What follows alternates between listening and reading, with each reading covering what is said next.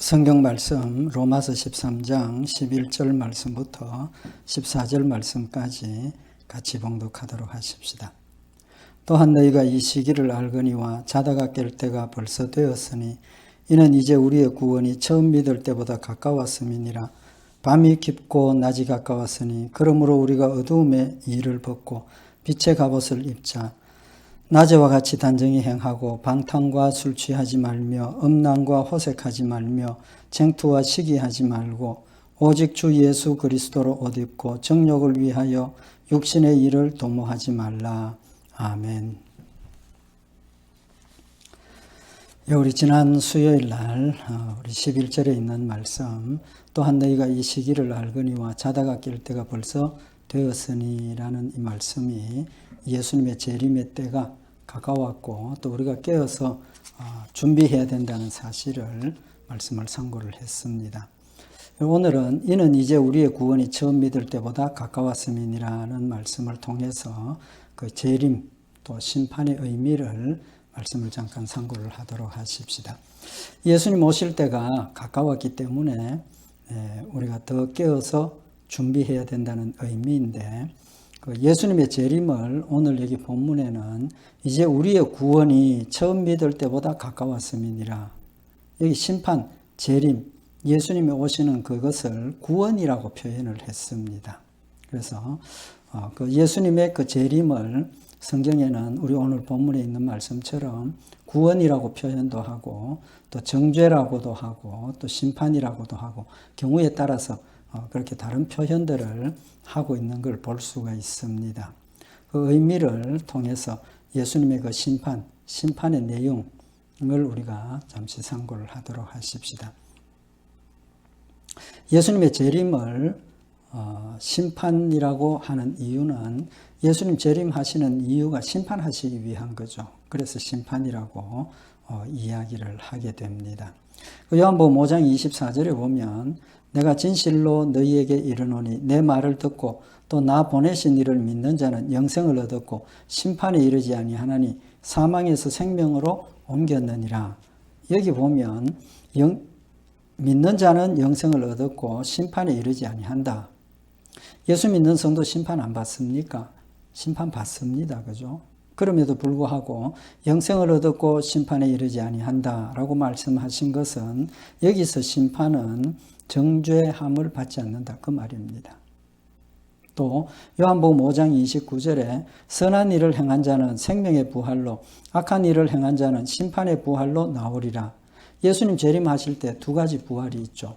하나는 예수 믿는 성도들의 부활입니다. 생명의 부활, 믿지 않는 자들, 악한 일을 행한 자는 심판의 부활로 나온다.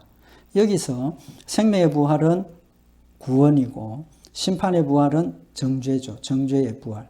바꿔 말하면 생명의 부활은 천국이고 심판의 부활은 지옥의 부활이라는 사실을 말씀을 하고 있는 겁니다.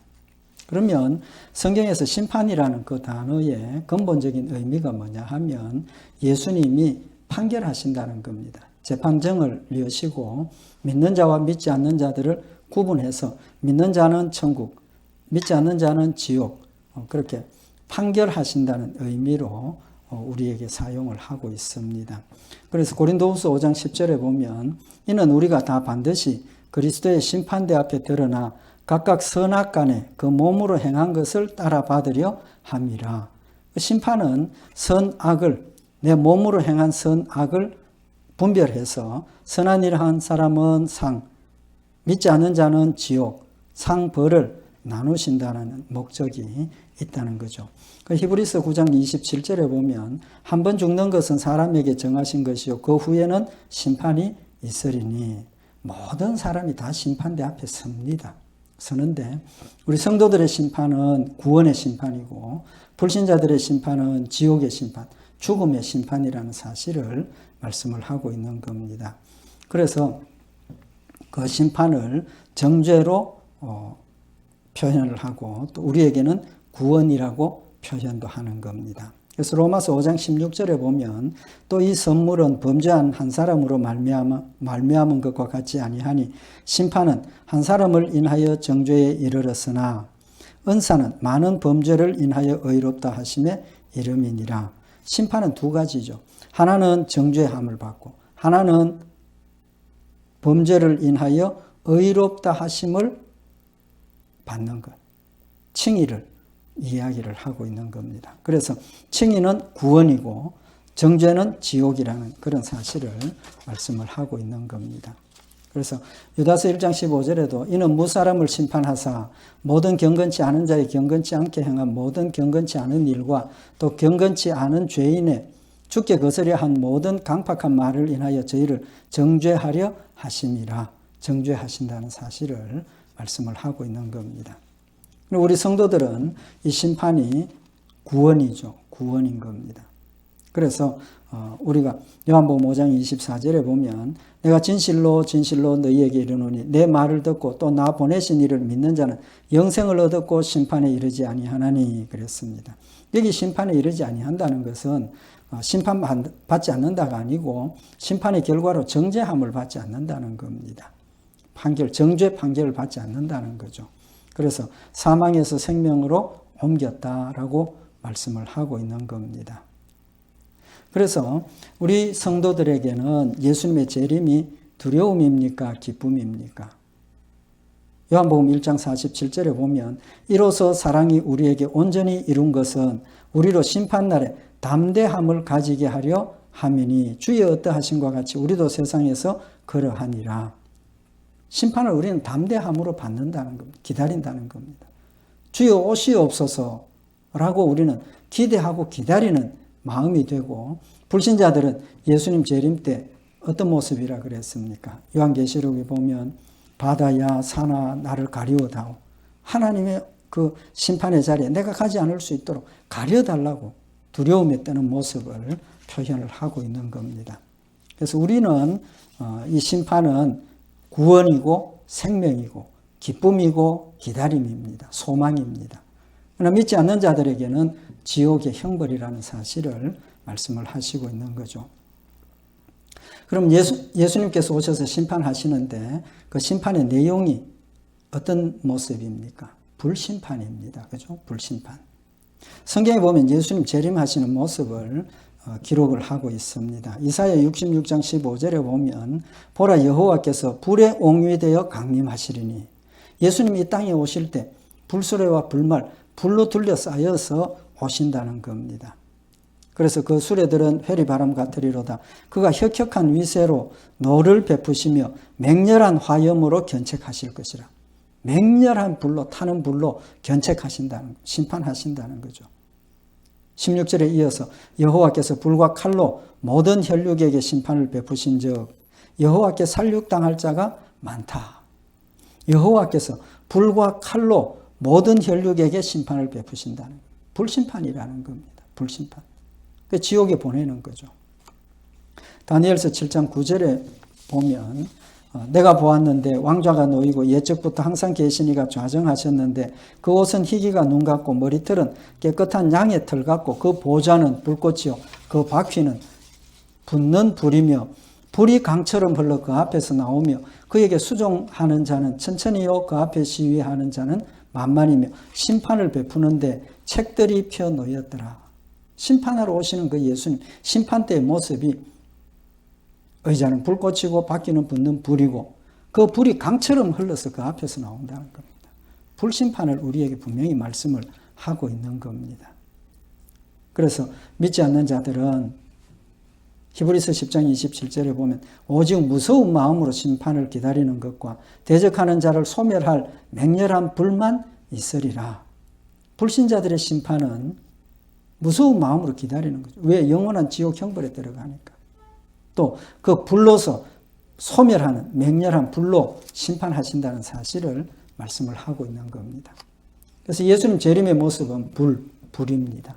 그 심판의 방법은 불입니다. 역시. 그 불로 심판하시는데 우리도 불로 심판하시고 불신자들로 불로 심판하십니다. 불신자들을 불로 심판하시는 것은 지옥 형벌이 불 가운데서 영원토록 고난을 당하는 것. 지옥 불의 형벌입니다. 믿는 우리는 우리가 이 땅에서 믿음으로 행한 그 모든 일들을 불로서 판단하시는 겁니다. 두 가지입니다. 먼저 지옥에 대한 걸 말씀을 드리면 지옥불의 특징이 뭡니까? 꺼지지 않는 것. 두 번째는 타지 않는 것. 마가복음 9장 48절에 보면 거기는 구더기도 죽지 않고 불도 꺼지지 아니하니라. 지옥불이 구더기도 죽지 않는다는 겁니다. 불의 특징이 뭡니까? 불에 들어가면 타서 없어집니다. 재가 되어 없어집니다. 근데 구더기도 죽지 않는다 하는 것은 그 불은 태워서 없애는 불이 아니라는 겁니다. 우리가 고통을 당하고 갈증이 나고 괴로운 그런 뜨거운 가운데 있지만 죽지는 않는다. 타서 없어지는 게 아니라는 겁니다. 불도 꺼지지 않는다는 겁니다.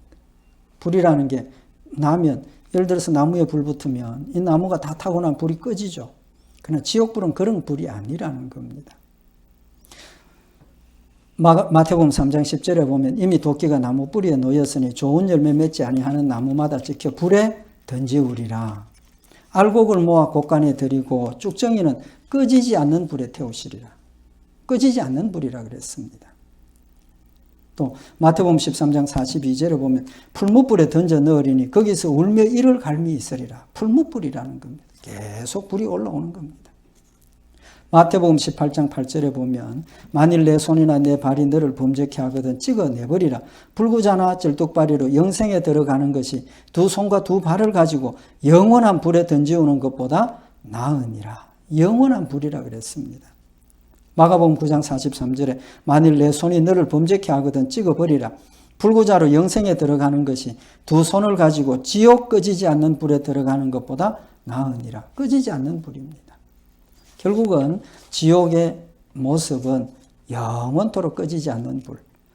그 가운데서 우리가 고통을 당하는 곳이라는 사실을 명백하게 말씀을 하고 있는 겁니다. 그 지옥에서의 그 고통을 우리가 잠깐 엿볼 수 있는 내용이 뭐냐 하면 예수님께서 부자와 거지 나사로의 비유를 말씀을 하셨죠. 그때 보면 부자가 당하는 고통을 성경에 기록을 하고 있는데 누가복음 16장 23절에 보면 저가 음부에서 고통 중에 눈을 들어 멀리 아브라함과 그의 품에 있는 나사로를 보고 불러 가로되 아버지 아브라함이여 나를 긍휼히 여기사 나사로를 보내어 그 손가락 끝에 물을 찍어 내 혀를 서늘하게 하소서. 내가 이 불꽃 가운데서 고민하나이다. 그 지옥의 불이 얼마나 뜨겁고 고통스러운지 갈증도 나고 얼마나 갈증이 나면 손가락 끝에 물 한번 찍어서 내 혀 서늘하게 해달라고 부탁을 하느냐는 겁니다. 지옥의 고통을 우리에게 분명히 말씀을 하고 있는 겁니다. 그럼 택한 백성들에게 심판, 불로 심판은 뭡니까? 좀 전에 말씀을 드린 것처럼 우리가 이 땅에서 믿음 가운데 생활하면서 하나님을 위해서 하나님의 말씀을 순종하고 하나님의 뜻을 이루고 하나님을 영화롭게 하고 믿음으로 했던 그 모든 일들을 하나님께서 내 상으로 저축하고 계시는 겁니다. 저축하고 계시는 거예요. 하나님 우리의 믿음의 열매에 대해서 두 가지 상을 약속을 하십니다. 하나는 이 땅에서 받는 상, 또 하나는 천국에서 받는 상. 두 가지를 말씀을 하십니다. 마태복음 6장에 보면 금식에 대한 말씀을 하시는데 금식할 때 너희는 외식하는 자들과 같이 슬픈 기색을 내지 말라. 저희는 금식하는 것을 사람에게 보이려고 얼굴을 흉하게 하였느니라. 내가 진실로 너희에게 이르노니 저희는 자기 상을 이미 받았느니라. 금식하는 목적이 하나님 앞에 내 마음을 드리고 또 내 마음의 믿음을 가다듬고 하나님의 사랑과 은혜를 마음에 새기고 새 힘을 얻어서 하나님 앞에 더욱 뜨겁게 다가가기를 원하고 순종하기를 위해서 우리가 금식을 하고 기도하는 건데 그런 목적은 미루어두고 사람에게 보이기 위해서 야 금식기도 많이 하는구나. 참 훌륭한 믿음을 가지셨구나. 사람에게 칭찬받고 존경받기 위해서 금식을 한다는 겁니다. 그 금식은 예수님께서 뭐라고 말씀을 하셨습니까? 내가 진실로 너희에게 이르노니 저희는 자기 상을 이미 받았느니라. 상이 뭡니까? 다른 사람들이 그 모습을 보고 칭찬하고 존경하고 따르고 이미 이 땅에서 상 다 받았다는 겁니다. 하늘에 상이 없다는 거죠. 그래서 예수님께서 너는 금식할 때에 머리에 기름을 바르고 얼굴을 씻으라. 사람들이 모르게 하라는 겁니다. 그래서 너희가 기도할 때 골방에 들어가서 하나님 앞에 엎드려서 내 마음을 내어놓고 하나님 앞에 엎드려서 내 믿음을 고백하고 하나님께만 내 사랑을 고백하고 또 하나님의 뜻을 깨닫고 하나님과 교제하고 교통하는 시간을 가지라는 겁니다. 왜? 사람들에게 보이고 나면 이미 사람들로부터 내가 받을 상 다 받았다는 겁니다. 천국에 상이 없다는 거죠. 그래서 마태복음 6장 18절에 보면 이는 금식하는 자로 사람에게 보이지 않고 오직 은밀한 중에 계신 내 아버지께 보이게 하려 함이라. 은밀한 중에 보시는 내 아버지께서 갚으시리라. 하늘의 상으로 갚아주신다는 거죠. 베드로가 예수님께 물었습니다. 우리가 모든 것을 벗어서 우리가 모든 것을 버리고 주를 쫓았나이다. 예수님, 가자. 내가 너로 사람 낚는 어부가 되게 하리라. 버려두고 쫓았습니다. 예수님의 대답이 무엇입니까? 내가 진실로 너희에게 이르노니 나와 및 복음을 위하여 집이나 형제나 자매나 어미나 아비나 자식이나 전토를 벌인 자는 금세에 있어 집과 형제와 자매와 모친과 자식과 전토를 100배나 받되 핍박을 겸하여 받고 내세의 영생을 받지 못할 자가 없느니라. 금세와 내세의 상급을 말씀을 하시는 겁니다. 하나님 말씀대로 순종하면 이 땅에서도 100배나 받고 또 천국에서도 상을 받는다라고 말씀을 하고 있는 겁니다. 그런데 이 땅에 받는 축복의 특징이 뭐냐 하면 핍박을 겸하여 받는다는 겁니다. 핍박을 겸하여 받는다.